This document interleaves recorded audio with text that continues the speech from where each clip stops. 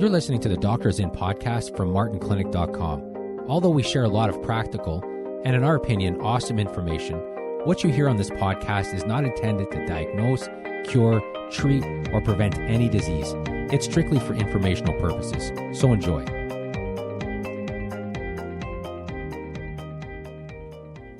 Hello, I'm Dr. Martin Jr. I'm Dr. Martin Sr. And this is the Doctors In podcast, and this is episode 178. Now, we're recording this at the end of March, and tonight we're going to be doing a live webinar specifically called How to Overcome Thyroid Issues. And you and I, welcome back, by the way. Well, good to be back. You and I were talking, just kind of going over some of the slides for tonight, and we got into a pretty interesting discussion on thyroid. And we decided to do a little bit of a deeper dive in this podcast, specifically on 5 surprising causes of a sluggish thyroid. So that's what we're going to talk about today. And as we were mentioning off air, it's hard to treat the thyroid properly if you just ignore these 5 causes, because they probably account for more than 80%, probably more than that, of people that have sluggish thyroid. So you could treat the thyroid in a sense. That's assuming that it's tested properly and that they actually find something wrong with it, which usually is not the case. Most people that have thyroid issues have normal testing. But even if they manage to find something wrong and they give them Synthroid or they give them a drug, it's hard to get better if you ignore these 5 causes, because as we'll go through today, you'll see that if those causes aren't addressed, the thyroid will constantly be under attack, which is why even if somebody does finally get on meds, they generally have to keep on increasing their medications. Very rarely does somebody get on a level and have to stay at that level. They have to play around with it quite a bit. Yeah. And some people are constantly adjusting. It's because the problem is the underlying issue is not their thyroid. The thyroid is a victim. And because the thyroid is the master gland, it affects every cell in your body pretty much. There's a lot of things that can attack it. And because of that, if you don't address those things, these things we're going to talk about today, the thyroid will really never get better. Yeah. And the thyroid is, like you said, the master gland. It is the orchestra leader, really, of your endocrine system. And it's also, it's the gas pedal in your car. It's your metabolism. It's the furnace. It has such an important task in the body, such a little organ. But if you look at it, like the brain is a little organ too, but that's headquarters, right? So when you think of it, your thyroid, a lot of people, like especially doctors over the years, and I don't want to be negative, but it's just something that, unless the blood test bites them, they just dismiss it. And the thyroid is, I can think in my practice of, can I say thousands of women that have been misdiagnosed in this area. And it's one of the most frustrating, because I'll tell you something. If your thyroid is not at optimal levels, you do not feel good. And that is a frustrating thing for people in the real world, in their life. They're trying to lose weight and they're trying to feel good and they're trying, and it's a very frustrating thing. So I think we're hitting a nerve here today, because I think our audience will appreciate the fact that we're talking about it. And we're going to dig in this today and really get at some areas that, because we look at it holistically, right? We look at the thyroid and never independent. It's not independent. It's in an orchestra, right? Of the hormones is like an orchestra. You want things out of whack there. Yeah, and it could be that little cymbal noise. The little cymbal. That you hear and only a person that is trained to hear that little cymbal missing would notice that it wasn't there, and that's what's happening. Yep. It's funny. I remember, when my kids were young, taking them to, like those little traveling amusement things, with the little rides, and it's so funny as an adult. I mean, they take these things down, they put them together so fast, and we just jump on all these rides, right? But And, of course, the games are so rigged. You try to throw the ring around the bottles, and, the bottles are, like, warped or something. Like, nobody ever wins. But you always see that one guy walking through with the massive thing, right? The big panda bear or something. They let one guy win so that everybody else thinks they can win. And, you got to trade in 10,000 tickets just to get a Super Bowl that bounces, right? But I remember the one game, and it was a popular game, it was that whack-a-mole game, right? Where this little mole comes up, you have this like cartoon-sized hammer that hits it down and it pops its head. And even if you don't hit it down, it seems to go down anyways, because a lot of times you're seeing people are missing and this thing's just popping up and down and it's giving you points for hitting it. And I was thinking about that, and that's the thyroid. The thyroid is that thing that pops up, it thinks it's normal, and then something whacks it down again, because the thyroid can get affected by so many things. Yeah. Mm-hmm. That's what's happening. So if you get on meds, the thyroid pops up again normal, and then something else whacks it down because the underlying problem is still there. So let's talk about those 5 things. Now, again, there are other causes, but these are the big 5. These would account for a majority of people that have thyroid issues. So let's go through them. The first one, and they're not in any particular order, but I would say this is the biggest cause. I mean, probably the biggest cause. Now that I'm remembering the list, there might be a few that are pretty big as well, but this one is a very common cause of a sluggish thyroid. And of course, I'm talking about stress. And not stress itself, but the effect of stress. Yeah.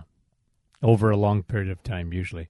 Over a long period of time, which is obviously high cortisol. And it's interesting I remember you saying this, when you get their story, right? So when you ask questions and they start telling you their story of how they ended up where they're at, it usually in their history is a major stress event of some kind. Yeah. Not always, but it could be anything from a car accident to some major stress on the body that kind of triggered that. I always equate that incident to, because I used to treat a lot of sports injuries, and somebody would come in and say, well, I sneezed and I threw my back out. Well, unless you're Superman, the sneeze wasn't the cause. That was just the last straw, right? Yeah. It was the straw that broke the camel's back. You didn't kill your back because you sneezed. Your back, you could have done something else that day and your back would have gone out.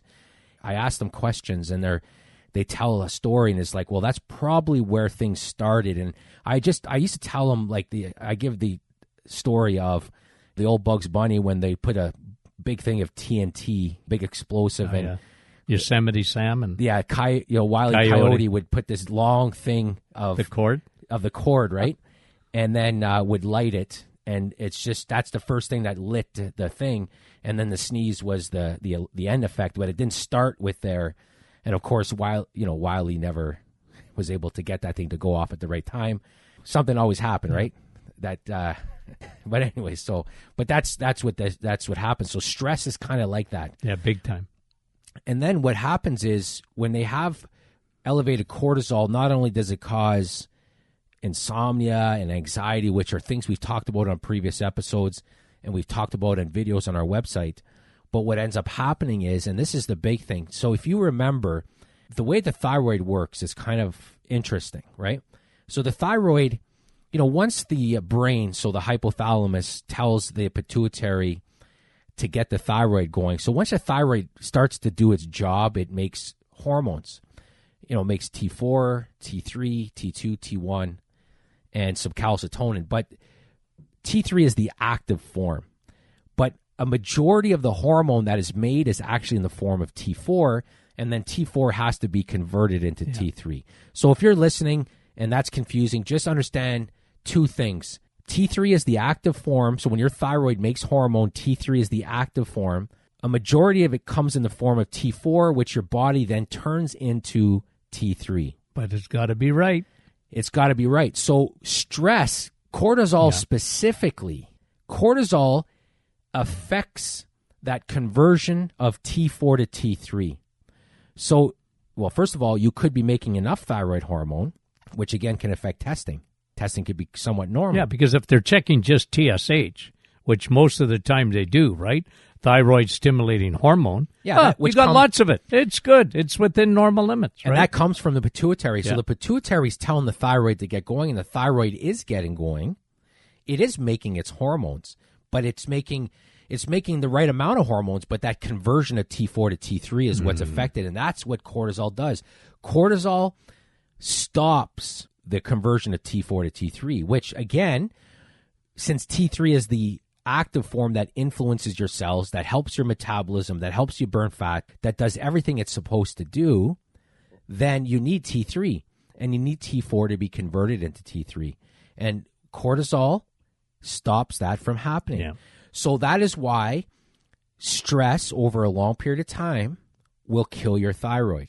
It will give you sluggish thyroid symptoms, which is why they'll have symptoms of high cortisol and they'll have symptoms of a sluggish thyroid. Sure. And then hair's falling out and weight gain. The diet hasn't changed.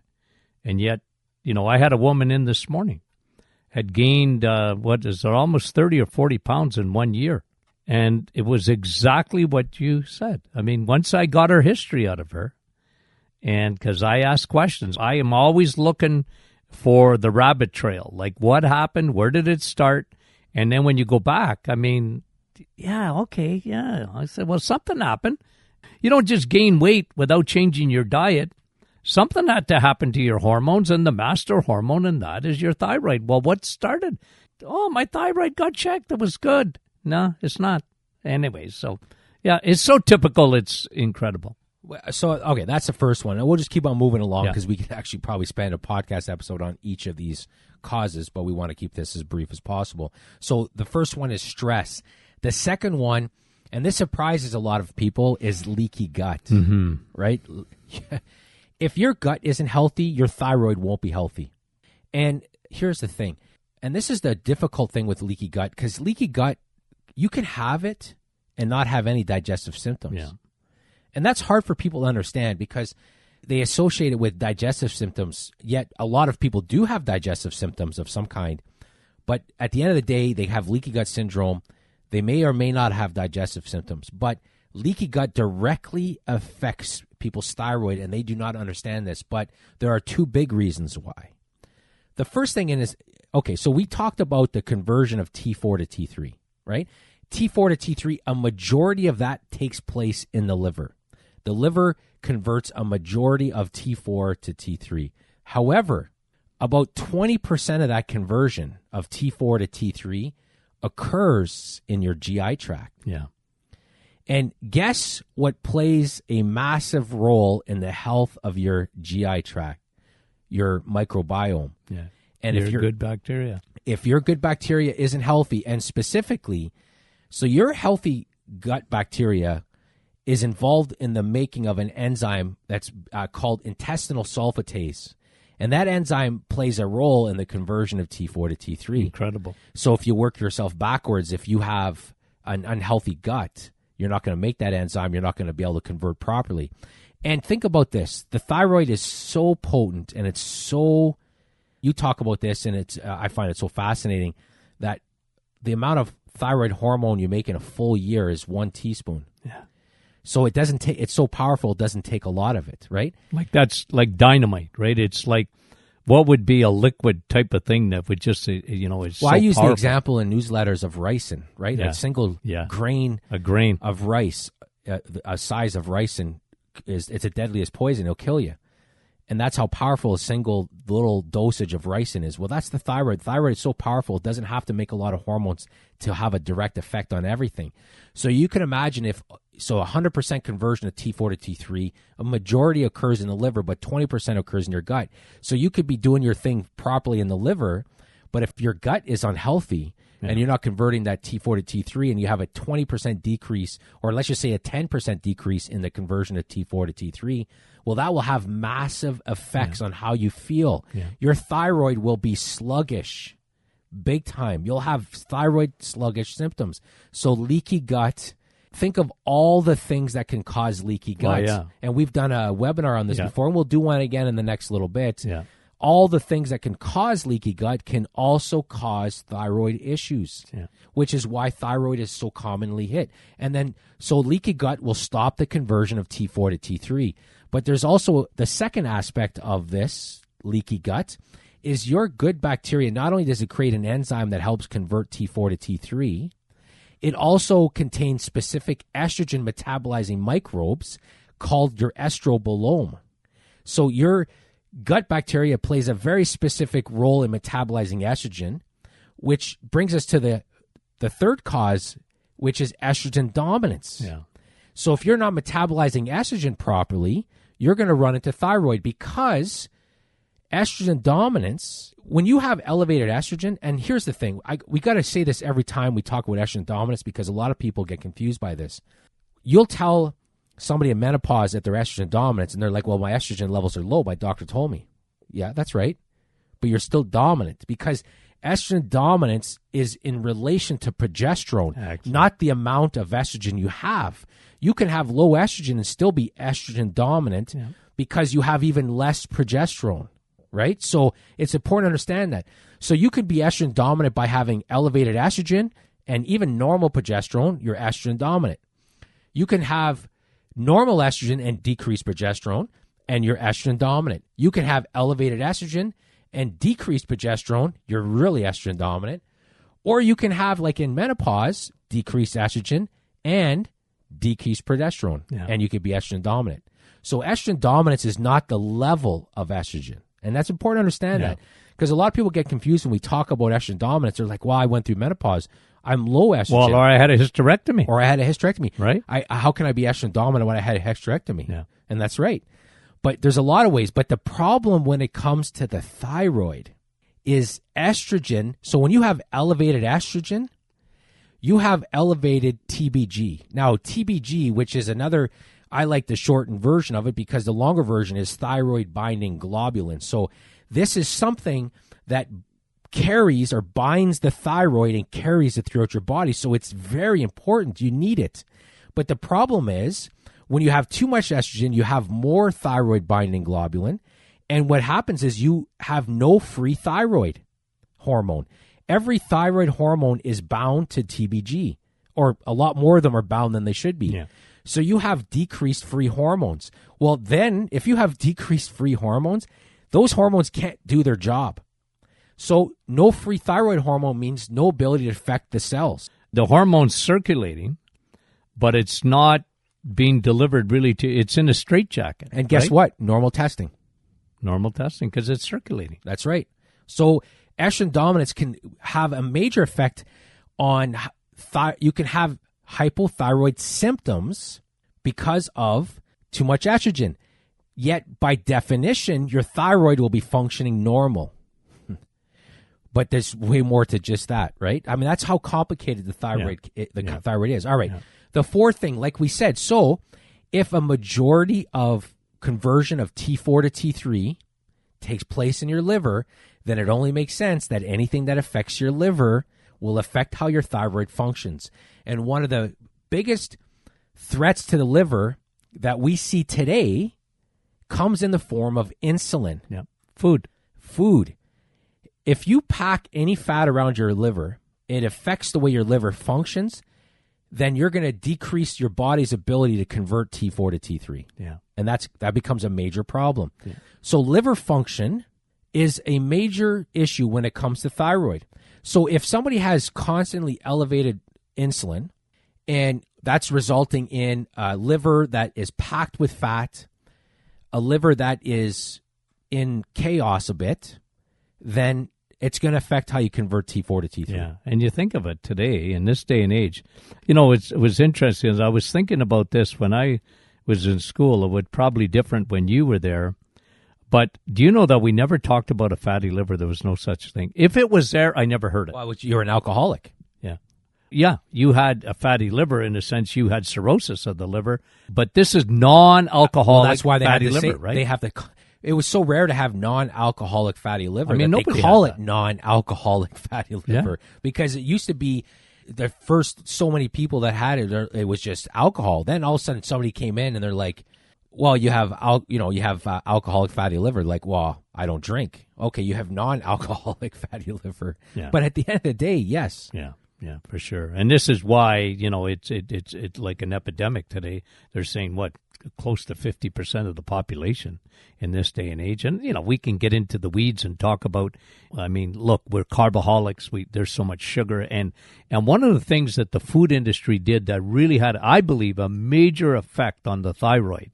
I know where you're going with this one. You bet you, eh? Is because of the high fructose corn syrup, right? Absolutely. Because high fructose corn syrup, it's like Monopoly. It goes past go, right? You're going to go, and it's you go directly in the to liver. jail. It's metabolized in the liver just like alcohol is. Yep. And so it does not, your body just It's right over to the liver, and that has created chaos in that, like you say, the conversion because of the fatty liver, the conversion of the thyroid. And this is why you see thousands and thousands and thousands of people. Well, at least I see thousands and thousands of people on a yearly basis that have thyroid issues, maybe not without being diagnosed properly.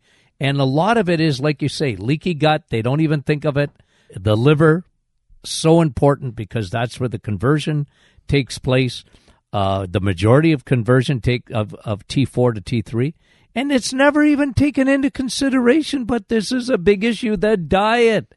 And, like sugar and especially high fructose corn syrup is a killer when it comes to the thyroid. All right, so now let's talk about so we talked about stress, we talked about leaky gut, estrogen dominance in the liver, and we'll talk about the last one quickly, which is iodine. Now, iodine is a big one, and sure is. Here's a few things that's interesting. So thyroid cells are the only cells in the body that can absorb iodine, right? So iodine, and what happens is your thyroid takes the iodine, combines it with an amino acid called tyrosine, and then it turns that into T4, T3, T2, T1. So you need iodine for your thyroid to function. That's right. Without iodine, you can't make your thyroid hormones. Yeah. You need iodine, right? And so what's happening today is there's an epidemic of low iodine in the soil. That's right, consumption. And think about this for a second. I was doing some reading on why the different reasons why people are so low in iodine today, and it's such a common issue. And a lot of it had to do beforehand that the actual wheat flour was processed using iodine. So the ability to get iodine was so much higher before. And they switched that process out to using bromide. And that did two things. One, it decreased the amount of iodine people were getting even from wheat flour. And two, they were getting bromide. But bromide actually can block the activity of iodine. Exactly. So now what you're seeing with these consumption of wheat, it can actually cause thyroid issues or mimic thyroid issues in a lot of ways, but it can actually decrease your ability to do anything with iodine, which can give thyroid symptoms, which is why a lot of women with thyroid symptoms do better when they cut out wheat, like wheat flours, right? Yeah. And that's the first reason. And the second reason has to do with chemicals. Specifically, there's a lot that can do this, but specifically chlorine, and like fluoride, which is in the water, toothpaste or whatever. They're trying to protect your teeth, but they're killing your killing your thyroid. And indirectly, that's affecting iodine, which again is affecting our thyroid's ability to function properly. So that's the fifth reason. So again, the 5 reasons: stress, leaky gut, estrogen dominance, liver, and iodine. So if somebody has thyroid symptoms and they're on thyroid meds and they're not addressing the high cortisol, they're not addressing their leaky gut or estrogen dominance or insulin resistance or their iodine, they're always going to have thyroid issues. Always, always, always. The meds are not going to fix the causes. Yeah. It's going to fix. They mask it. They do, because it didn't start. The thyroid is a symptom. Mm-hmm. And that's what it's important to understand, because a lot of times thyroid is used as a diagnosis. But a lot of times, it's funny. Anemia is not a diagnosis. Anemia is a symptom, because there's a lot of things that can cause anemia. What's causing the anemia, right? So when somebody says, I'm anemic, well, the next question is, well, why are you anemic, right? Yeah. What's causing that anemia? Is it they're not getting enough iron, not enough B12? Is it intake issue? Is it absorption issue? Yeah. Is it a bleeding issue? Bad bleeding issue, yeah. So that's the thing. But with thyroid, what ends up happening with thyroid is that the doctor will say, well, you got a thyroid issue. Well, why do you have a thyroid issue? Thyroid in itself doesn't malfunction. That's not the cause. And then somebody will say, well, I got Hashimoto's. Yeah, but Hashimoto's is an autoimmune disorder, and it just so happens that your own immune system could attack your joints, give you lupus, but it's attacking your thyroid. And where does that come from? Why is your immune system attacking your thyroid? Well, let's talk leaky gut. Let's talk inflammation. Yeah. Let's talk about all those things, right? So again, the thyroid in my opinion, and again, like it's No, it's worth something. You always say it's not worth anything. It is. yeah, but I try to use my opinions. I can't get a cup of coffee is what I'm saying. For a lot of people, you have to understand this. They're seeking a thyroid diagnosis, and even if they had a thyroid diagnosis, it's not the cause of their problems. Yeah. It's a symptom. They're getting a symptom of something else. They have a problem with high cortisol that's killing their thyroid. They have a problem with estrogen dominance that's killing their thyroid. And that's important to understand that.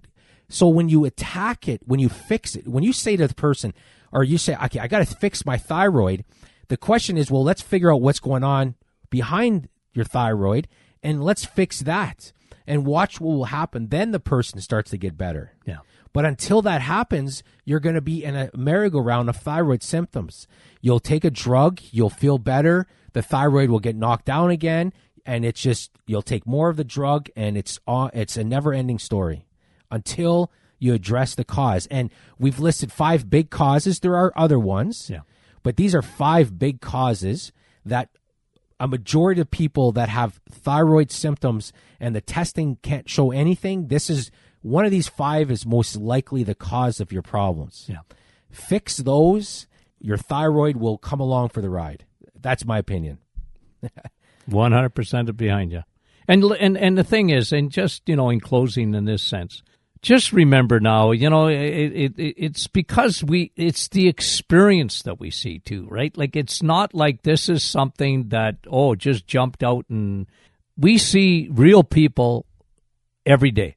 And the experience of that has made, this is where we're almost like on the frontier, because we're looking at real people and to solve the problems. And we just found over the years that this is our experience, and it's actually science is finally catching up to what our experience has been, right? Like, we always knew that, the thyroid doesn't act independently or whatever, and we thought outside the box for a long time.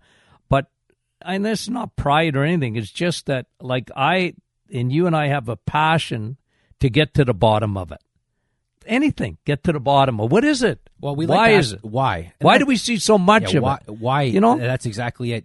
And you have to, like, and I know what we all, I've had, obviously, you had kids because I'm here. I have kids, and when they're younger, they ask why all the time. Yeah, why? I still remember one of the funniest questions my son asked me, and he asked, and even if I had to define it to this day, I couldn't define. He asked me one time, he goes, "Dad, what does style mean? How do you define style?" What I felt like saying was, I don't have any, so I can tell you what style isn't.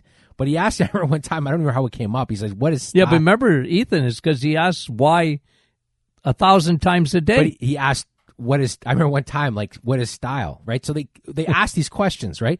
But that's the same thing. Yeah. You have to always ask why. Things don't just spontaneously, magically appear. Mm-hmm. The thyroid doesn't get up one morning and say, "Yeah, guess what? I'm going to start to be slower than yesterday, and I'm going to go. I'm on strike. I'm going to slow down. I'm going to work the rule." It doesn't happen like that. No, something triggers it. That's absolutely. Right. And that's how we want. If you've listened to our episodes over a long time and you read our newsletters, then you'll understand that's what we do. We try to figure out why these things happen, because it's not. Thyroid in itself is not the problem; it's a victim, and now we got to figure out the perpetrator of the crime, for a lack of better terms. Well, we've gone way over our time here, so we want to thank you for listening, and have a great day. Thanks for listening to the Doctor Is In podcast from martinclinic.com. If you have any questions, you can reach us at info@martinclinic.com. If you're not a newsletter subscriber, you can head to our website and sign up for free. We also have a private Facebook group that you can join. It's a community of awesome people. Finally, I do a Facebook Live every Thursday morning at 8:30. Join us again next week for a new episode.